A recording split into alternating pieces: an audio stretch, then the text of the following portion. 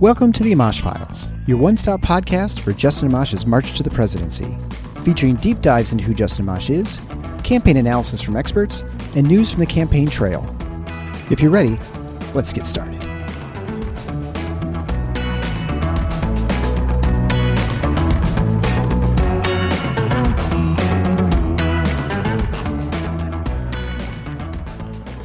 Welcome to the Amash Files. I'm your host, Eric, here with Tyler. Hello. And we're here with the great Dr. Laura Ebke, former state senator of Nebraska, which is, of course, the trivia question is the only unicameral legislature in the country, which means it has only one house, well, actually a Senate in this case. It doesn't have a House and Senate. So it's also nonpartisan. Laura was elected in 2014 to the Nebraska Senate and served one term. It's obviously nonpartisan, but she then was a Republican at that time, later became a Libertarian after a disagreement with the Republican Party, I guess we'll say, and the governor, and ran again and lost in 2018. She currently works for the Plaid Institute as a policy analyst working on licensing reform. So, Laura, thank you so much for joining the Amash Files. Thanks for having me, Eric. Nice to see you again. It is. It's been great. We've reconnecting after all these times. So you've been immersed in libertarian politics now for probably 3 or 4 years. And so we wanted to get you in because obviously huge news a couple days ago when Justin Amash announced that he's running for president.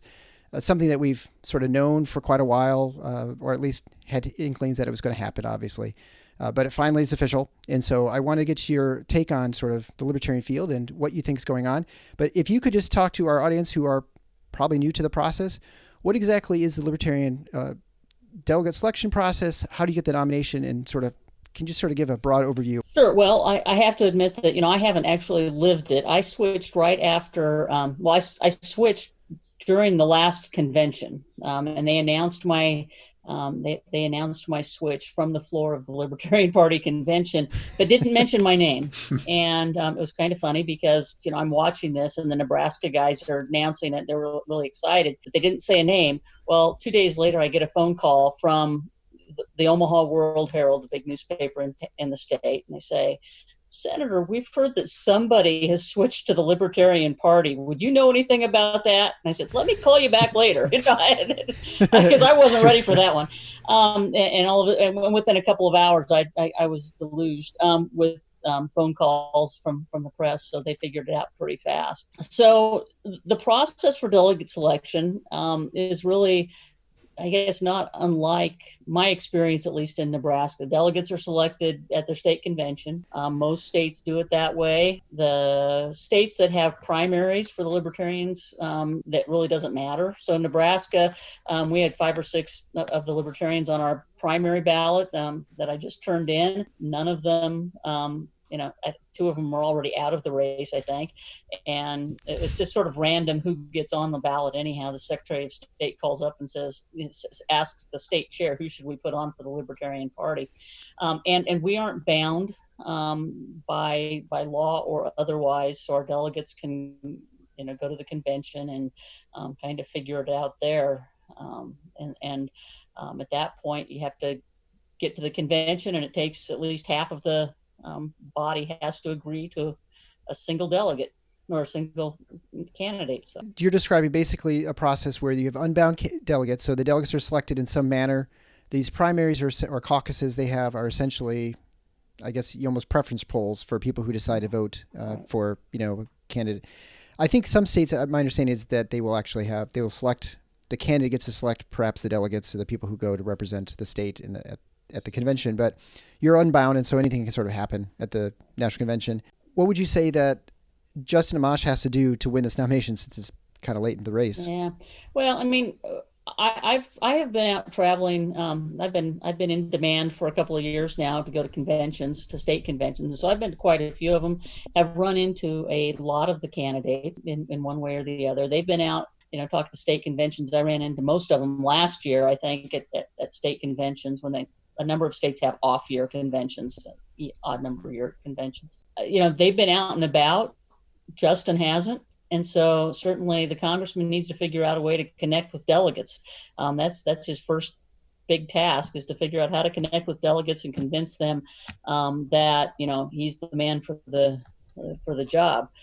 That's complicated, of course, because we're doing a Zoom call. Most of us aren't getting out. There aren't a lot of public. There aren't a lot of public gatherings, so I'm not sure. Phone calls are going to be important if we don't have a real convention, and that's kind of up in the air yet. What's been your impression so far from the people currently in the race? I mean, I know a couple names just from past experience: Hornberger, Gray, etc. I know Hornberger sort of has a delegate lead, if you will, even though they're unpledged. Is that still continuing from what you've seen? I think so in many places. I think that the Hornberger troops came out to a lot of the conventions. I've heard, I know it happened in Nebraska, and I think that it's probably happened in other states. From what I've heard, is that they made a real effort to get delegates to the state convention. And as a former Ron Paul supporter who did the same thing in the Republican Party, I can appreciate that. They organized and they got people to conventions. I think that that's how committed they will be to a particular candidate. He's the only one that I think has really made the concentrated effort to get delegates to the convention and get delegates elected to the national convention. How committed they will be once we get to wherever we're going in terms of a national convention, I guess, is yet to be seen. Well, that's a good question then. Where are we going? The initial plan was to have the convention here at the end of May, around Memorial Weekend. Mm-hmm. And from my understanding is they're going to talk about this, the leadership, I guess, the LNC, the Libertarian Party. The LNC is going to talk on Saturday, have a meeting about this, because my understanding is that basically the state of Texas said you're not allowed to gather. The hotel said you're canceling the reservations and there's no conventions allowed. So I know you can't see the future, but what do you think is going to happen, and sort of how does this change it changes everything, right? Yeah, well, it does. I think it does change everything. Everybody's, there's still some lack of clarity about how many people can get together in one place in Texas. And if you come in from out of state, what the requirements are for being quarantined and things like that. I don't think my crystal ball, tells me that we're not going to have a convention in Texas over Memorial Day weekend. There's just no way. It may be that one thing that they've talked about is having some sort of a rump convention where you get the delegates who can show up, and then pass bylaws changes so that we can have an online convention, because the bylaws currently don't let you do that, and so that complicates things. The other possibility is that the LNC moves the convention date if we can find a place to have it. That's something that some people are talking about anyhow, about doing something, say, mid-July. And one of the locations that they've been talking about is Las Vegas. I don't know. I think it's going to be tough to put together something on that scope that quickly. And get people to, make the appropriate transportation arrangements and things like that. But, ideally we'd be able to have an in-person convention. I just don't know. I don't know how you do it. So then the third alternative, I guess, is to try to figure out some way to do something online. There has been some talk. There's all sorts of theories about how you could get around the bylaws, basically, and have 50 different convention sites where each state calls in their delegate numbers from one place via a big Zoom meeting. There's all sorts of possibilities. I think we should be able to figure it out, but I also will say libertarians tend to be far more, in my experience. I went to a lot of Republican conventions. Libertarians like their rules. Procedure a lot more than the Republicans did. Got to respect the rule of law. There's I find a certain irony in it. I always laugh and I go with it because I'm sort of one of those, relatively newcomers. And I got to respect the culture there. But when it gets right down to it, you got a party that includes a number of anarchists who are really hardcore about the rules, and so it's just I like irony. What do you think the pathways for Ramash? So obviously, Mosh files were concerned about what Justin Mosh has to do to win the nomination. The first step in winning the presidency is you have to get a nomination, you have to get on the ballot. I mean, there's a lot of talk with moving the convention time that with ballot access, most people don't think about this, but with third parties, there's a different process in every state. I think right now the LP's on 36 or 37 state ballots. A lot of times, for a lot of states, one of the requirements is acquiring petition signatures, and clearly, I don't know if there are any states, but most states you're not allowed to do that unless, again, you've got long arms or something. Right. How is that process going to work?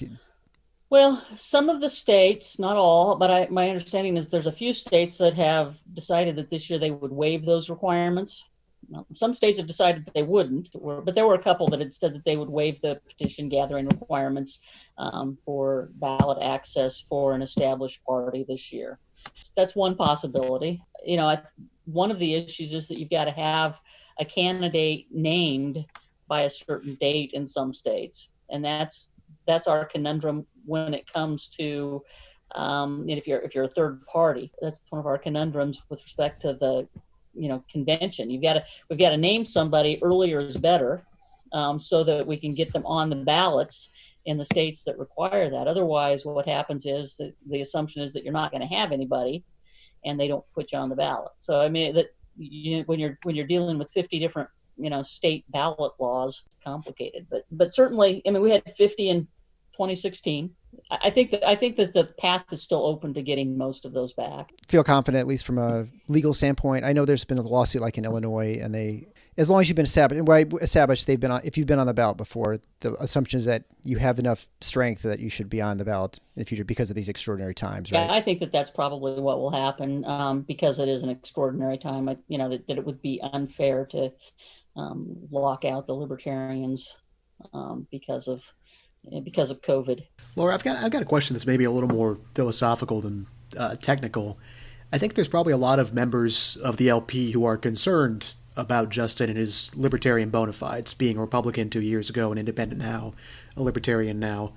As someone who's gone through a similar experience, once a Republican, now a libertarian, did you encounter any of that? Did you feel that your philosophy really materially changed from before and after? Well, no, I don't think my philosophy changed. I was very clear even in 2014 when I ran, and I got attacked pretty hard for being a Paul supporter and being a radical libertarian in the district, even though it was a nonpartisan race. But they were identifying people were identifying me as a libertarian.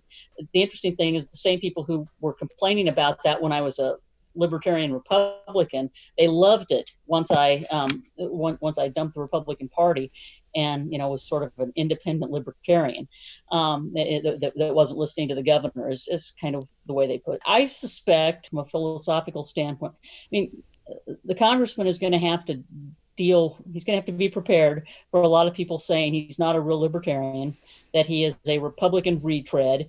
And I got some of that. I probably got less of it than some because in 2016 I made the switch.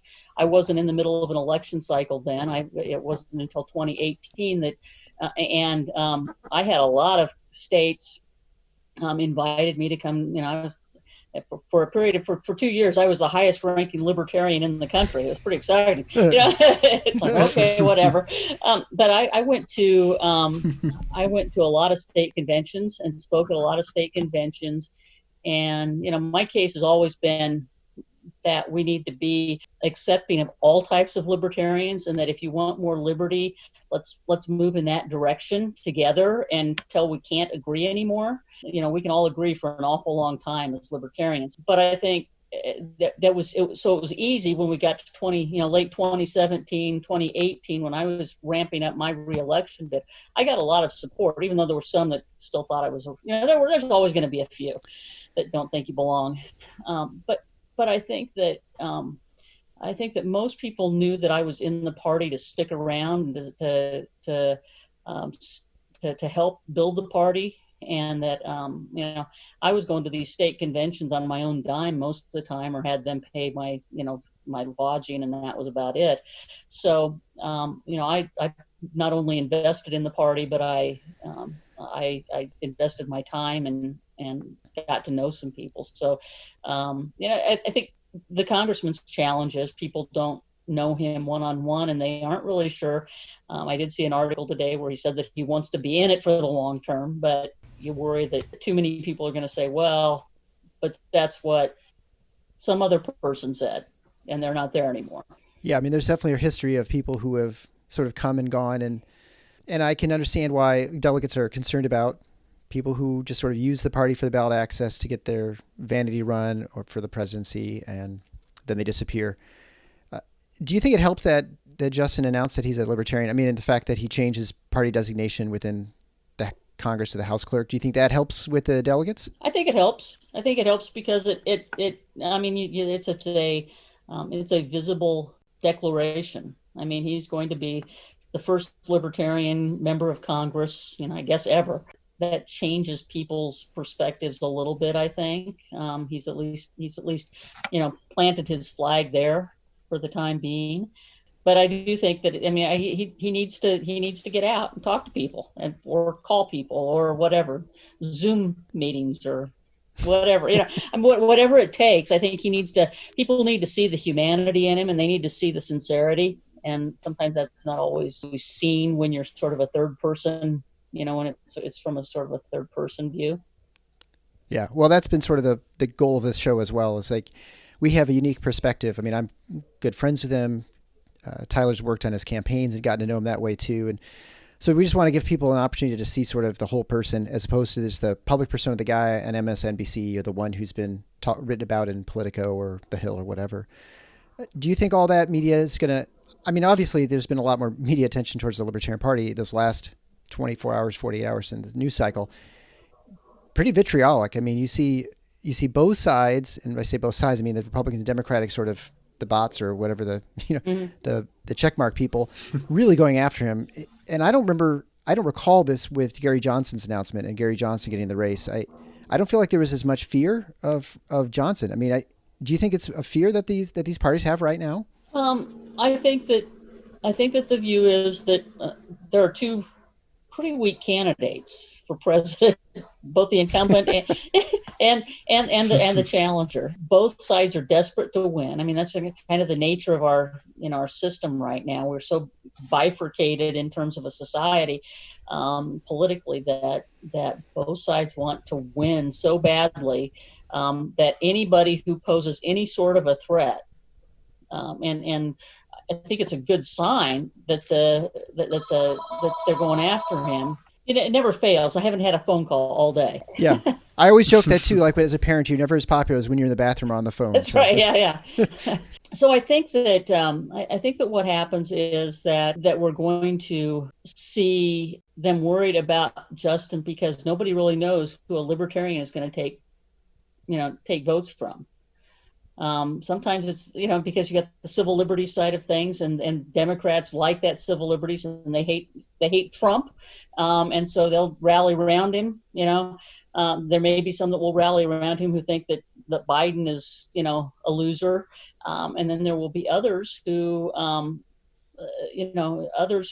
like his more conservative positions, if you will, the economic conservatism that Trump seems to be somewhat.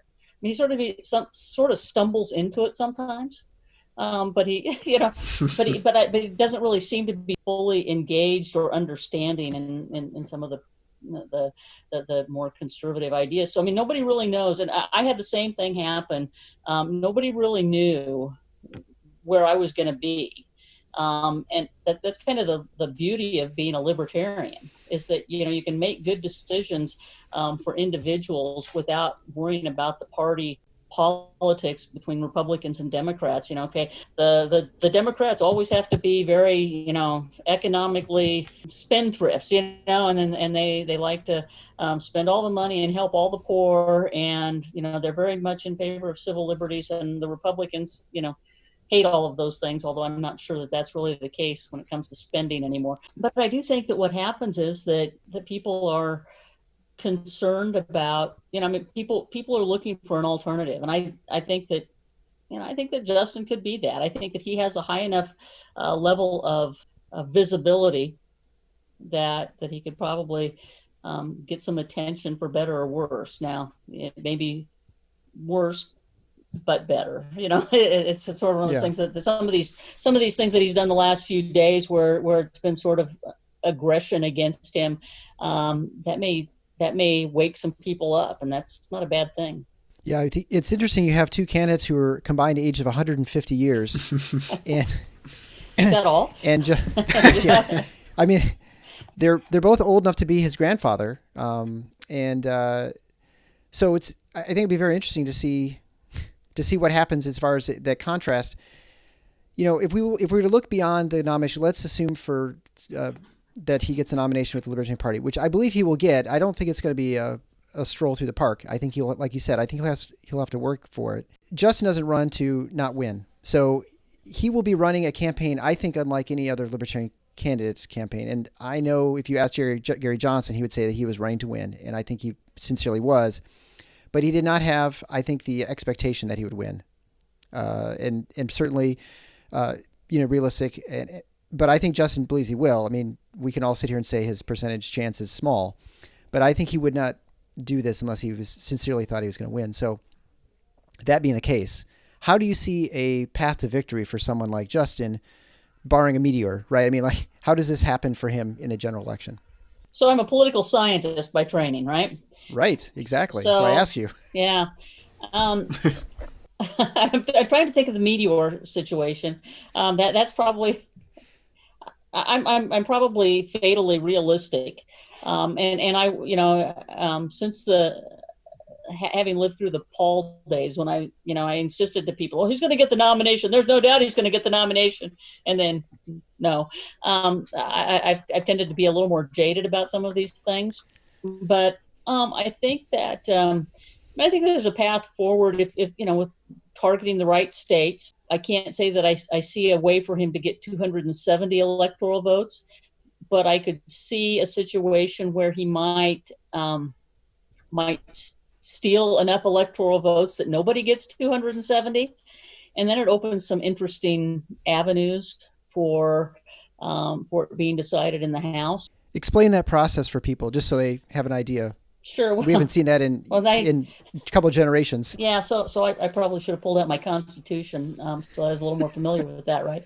Well, generally what happens is that if you don't get 270, if you don't get an absolute majority of electoral college votes, then it goes to the House of Representatives to decide. They vote by state, and so each state gets one vote.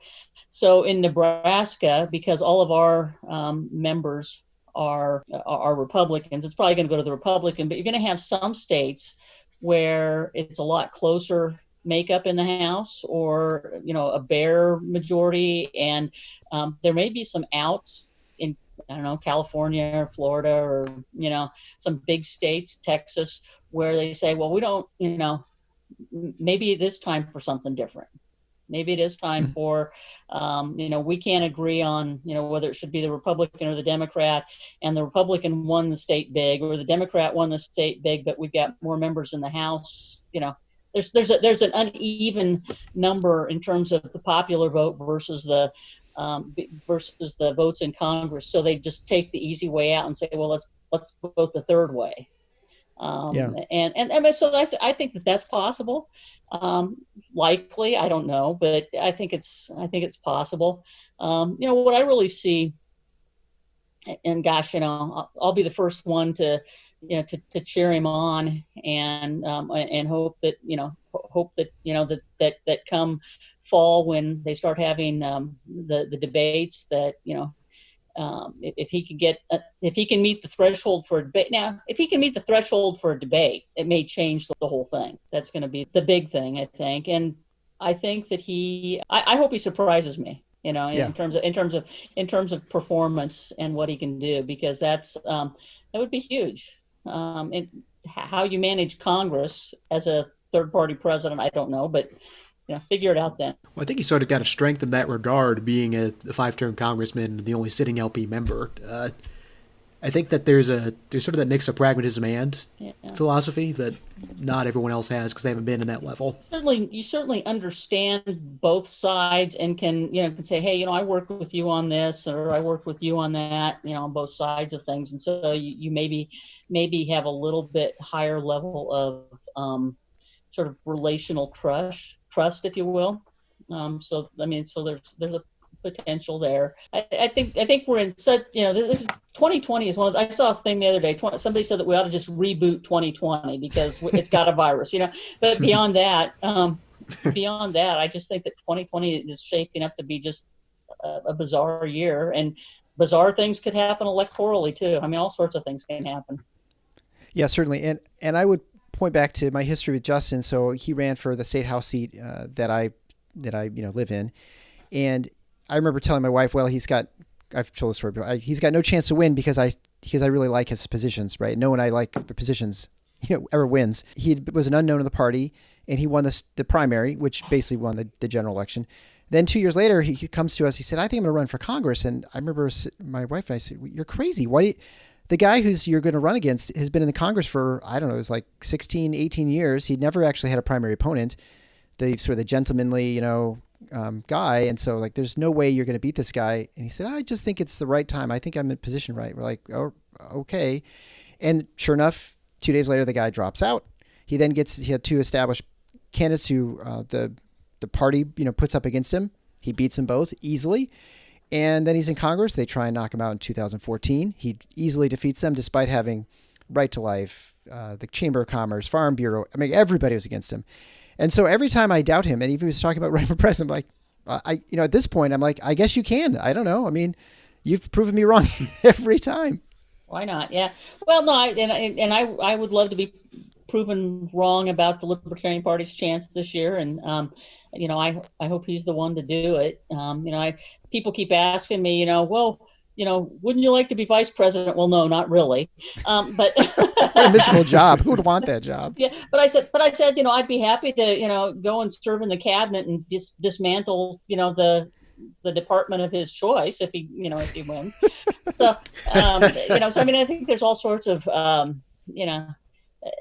we can have some fun with it, but I think that it's an interesting time we live in, and again, I hope he wins. I hope he surprises us all, and political scientists like me have to try to figure out how this happened. Think of all the opportunities for books and papers to be written if that were to happen. Yeah, right. Good research agenda. Well, any parting thoughts for as we approach this convention? No, stay tuned on May 2nd. We'll see what the LNC does. That'll give us a better idea of what's going to happen going forward. I've told lots of folks, and I guess I make it well known here that I plan to fully endorse Justin. My friends in Nebraska are going, what? But I told them last night. I said I owe him one. So I think that he's the future one way or the other. Well, Laura Ebke, former state senator of Nebraska, thank you so much for joining us on the Amash Files. This is Eric and with Tyler. Thanks so much. Thanks, guys. Thanks again.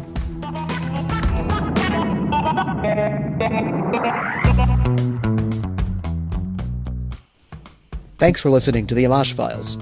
Please subscribe to the show on your favorite podcast player and share it with your friends. We'd appreciate it if you left a written and 5-star review too. Send all questions and guest ideas to amashfiles@gmail.com.